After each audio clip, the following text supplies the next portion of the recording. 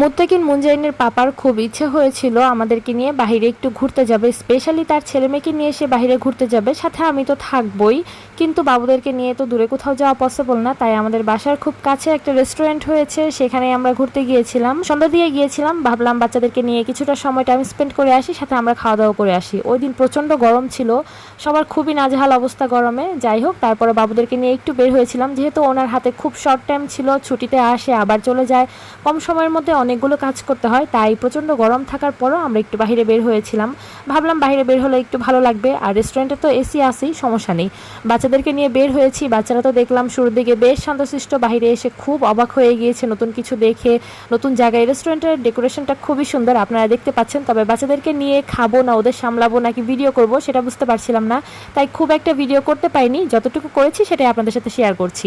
বাচ্চারা শুরুর দিকেও খুব বেশি ঝামেলা না করলেও যখন আমাদের ফুড চলে আসে তারপর ওদের কি অবস্থা, ওরা খাবে না আমাদেরকে খেতে দিবে না, ওরা নিজের হাতে খাবে, কথা হচ্ছে এটা।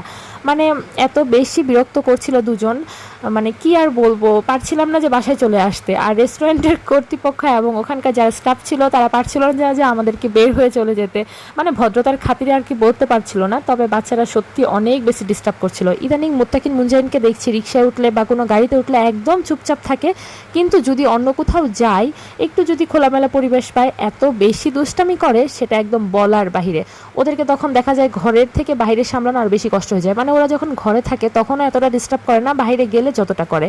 তবে যদি কোনো গাড়িতে উঠি বা রিক্সায় উঠি, ঘোরাঘুরি করি, তাহলে চুপচাপ একদম বুকের সাথে মাথা মিশিয়ে আশেপাশে তাকিয়ে শুধু গাড়ি দেখবে, আর কিচ্ছু বলবে না, আর মিটমিট করে হাসবে। যেহেতু আমরা ডিনারের উদ্দেশ্যে গিয়েছিলাম, একটু ভারী খাবার অর্ডার করেছি, আর অর্ডার করার পর বেশ অনেকটা সময় লেগেছে ফুডটা প্রিপেয়ার করতে। এই সময়টা মুত্তাকিন মুনজাইন মোটামুটি দুষ্টামি করেছে, তবে খাবার আসার পর ওরা এত বেশি দুষ্টামি করেছে, দুজন চামিচ ধরে টানাটানি করছে, খাবার ধরে টানাটানি করছে। আমি তো ভয় পাচ্ছিলাম কখন না প্লেট ধরে টান মেরে ফেলে দেয়, আমাদের না জরিমানা লাগে।